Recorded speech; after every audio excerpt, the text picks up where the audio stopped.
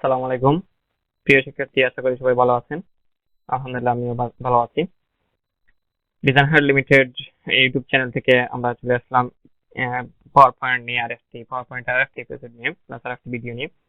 ওকে, আমরা গত পর্বে দেখেছিলাম আমরা কিভাবে একটি পাওয়ার পয়েন্ট ওপেন করব, কিংবা পাওয়ার পয়েন্টে একটি স্লাইড আমরা ওপেন করব। ওকে, এখন দেখতে পাচ্ছেন আমাদের সামনে অলরেডি লেখাই আছে এই দুইটা এই যে কি বলবো, টাইটেল প্লাস সাবটাইটেল। যেটা আমরা কিভাবে লিখবো আমরা গত ভিডিওতে দেখেছি, না দেখে থাকলে আপনি আমাদের আগের ভিডিওটি দেখে নেন।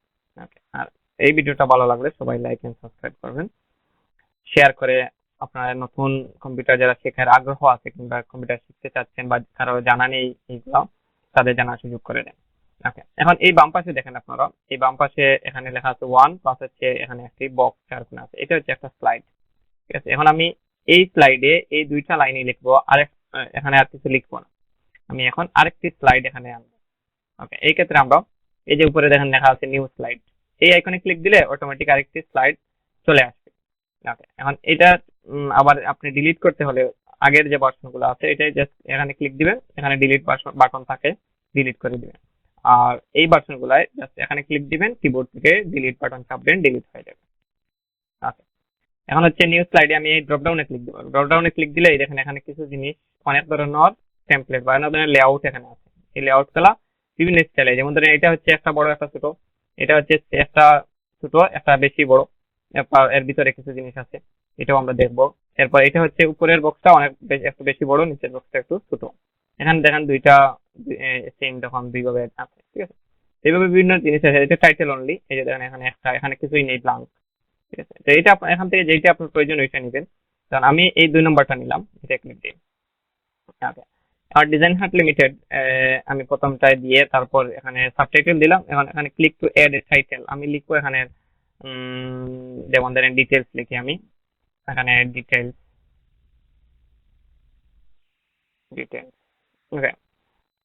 ওকে, ডিটেলস আমি এখানে লিখলাম ডিটেলস। ঠিক আছে, এটার উপর ডিটেলস দিলাম যে আমি ডিটেলস ডিজাইন হার্ট লিমিটেডে কি হয় বা কি করানো হয়, এটা ডিটেলস আমি লিখবো।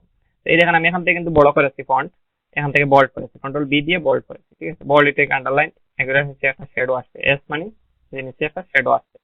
তো এগুলো আমরা আগে পরিচিত, আপনারা আশা করি যারা রেগুলার ভিডিও দেখেন আমার এই জিনিসগুলো নিয়ে পরিচিত আছেন সবাই। ওকে, ডিটেলসে আমরা এটা জাস্ট ডিটেলসটা লিখলাম, লিখে তারপর এখানে ক্লিক দিলাম, দেওয়ার পর আমি এখানে লিখবো basic computer course, computer course. Enter দিলে অটোমেটিক আরেকটি লাইন চলে আসবে, গ্রাফিক ডিজাইন। 3 নম্বর দিয়ে দিলাম লার্নিং ভিডিও। ওকে, আমি জাস্ট চিন্তাই রাখলাম। আপনি যখন প্রেজেন্টেশন রেডি করবেন তো আগে এগুলো একটা আপনি শিডিউল বা সিরিয়াল করে নেবেন, যে আপনি কোনটা পরে কোনটা দিবেন, প্রথমে কি দিবেন, এখানে কি লিখবেন, তারপর সেকেন্ড কিটা কি লিখবেন, ওইটা আপনি একটু দরকার নোট করে নেবেন। ঠিক আছে, কারণ আপনি এইটার সামনে বসলে অনেক সময় মাথায় আসবে না, আপনি এর আগে একটু নোট করে নিয়ে তারপর এখানে বসে টাইপ করে তাড়াতাড়ি হয়ে যাবে। ঠিক আছে, এটাই ভালো। এই যে যেমন ধরেন আমি কিন্তু নোট করে নাই, সেজন্য একটু চিন্তা করে লিখতে হচ্ছে। ঠিক আছে, যদিও আমি এটা শিকার স্বার্থে আপনাদের 2-3টা লাইন দিয়ে বুঝিয়ে দিয়েছি, কিন্তু আপনারা যখন কাজ করবেন তখন এটা হাতে কলমে করবেন, তাহলে একটু সুন্দর হবে। ওকে, এখন আমি লিখলাম জাস্ট এই দুইটা জিনিসই, এই একটা স্লাইড, এই একটা স্লাইড, দুইটা স্লাইড। এখন আমি লাস্টে একটা স্লাইড এখানে থ্যাংক ইউ হিসেবে ব্যবহার করবো, যেমন প্রেজেন্টেশন। আমি আরেকটা স্লাইড নিয়ে আসি, নিউ স্লাইড ড্রপ ডাউনে ক্লিক দিলাম, এখান থেকে আমি জাস্ট টাইটেল অনলি এইটা ক্লিক দেবো। আর আমার এখানে একটি লাইন থ্যাংক ইউ লিখবো আমি, থ্যাংক ইউ। মানে এটাকে আবার এই মাঝামাঝি নিয়ে আসতে হবে, অথবা এই বক্সটা আমি এখানে ছোট করে দিলাম, এই দিকে ছোট করে দিলাম, দিয়ে আমি এটা সেন্টারে নিয়ে আসবো। তখন সেই ফরম্যাট, উপরে সেই format, align centre, align middle, এই যে সেন্টারে চলে আসলো, এই যে এই দিকে সেন্টার আসলো, ওই দিকেও সেন্টার হয়ে গেল। ওকে, এই যে এই আমি 3টা স্লাইড এখানে তৈরি করলাম। ঠিক আছে, এই হচ্ছে একটা স্লাইড, 2টা স্লাইড, 3টা স্লাইড। তো 3টা স্লাইড আমি যখন তৈরি করলাম, ওকে, 3টা স্লাইড আমরা যখন তৈরি করব তখন 3টা স্লাইড আমরা কিভাবে প্রিভিউ করব। ঠিক আছে, আমরা এটা কিভাবে প্রিভিউ করব, আপডেট ভার্সন গুলা এই যে দেখেন এখানে প্রিভিউ বাটন আছে, এটা ক্লিক দিলে প্রিভিউ হবে। এই যে একটা চলে আসছে, প্রথম স্লাইড ক্লিক দিব, দ্বিতীয় স্লাইড ক্লিক দিব, তৃতীয় স্লাইড। ওকে, আর এখানে কিন্তু আমরা আবার অ্যানিমেশন করব, এই লেখাগুলো একটু সুন্দর করে ডিজাইন হয়ে আসবে, তারপর এই সাদা যে আছে এটা আবার আমরা অ্যানিমেশন করব, ঠিক আছে।